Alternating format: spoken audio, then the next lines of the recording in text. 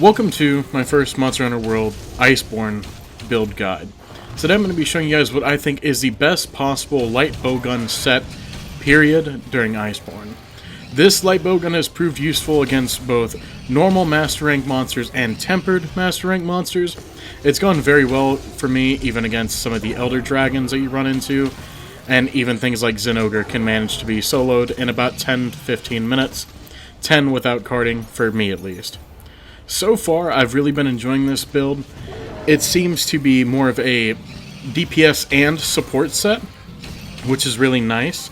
It's going to be using the Deviljho, or Savage Deviljho, Master Rank Bowgun, which is rarity 12. Pretty difficult to get if you're not used to farming Savage Deviljho, but trust me, it will all be worth it in the end. I got everything I needed for this bowgun in about 5 to 6 runs.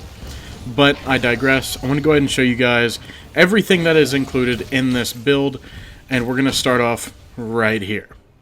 The build is as follows on your screen here.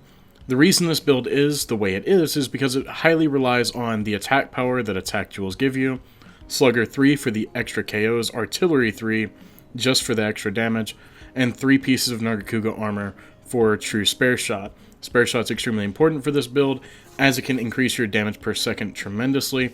The KO Charm 3 is what I'm going to be using just to get Slugger 3, as charms can be replaceable in some scenarios, and I feel like this is one. This build comes with plenty of 4-slot decorations, so you can really play with the other attack charms that I have slotted in here. This makes this build extremely fun and really interchangeable overall. If you feel like you're having one problem, you can easily throw in a 4-slot deco and completely go about your business and do whatever you want to with this build. Now, this is the best way I've found to run this build. There may be other better ways to run it, but this is the best one that I've found so far.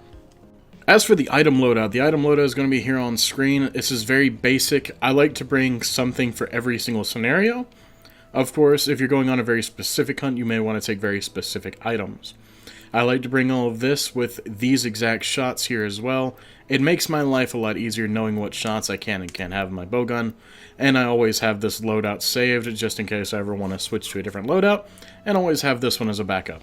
At first glance, this build does not seem that powerful unless you're actually watching the gameplay of me using it.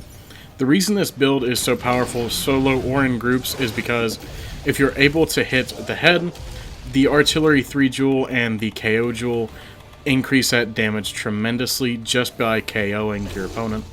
And that's what makes it extremely deadly and just brutal to even use on any hunt realistically.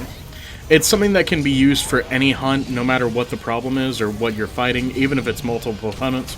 You can always count on this bowgun build to knock one out and let you focus on the other, or knock one out entirely and KO it completely down to kill.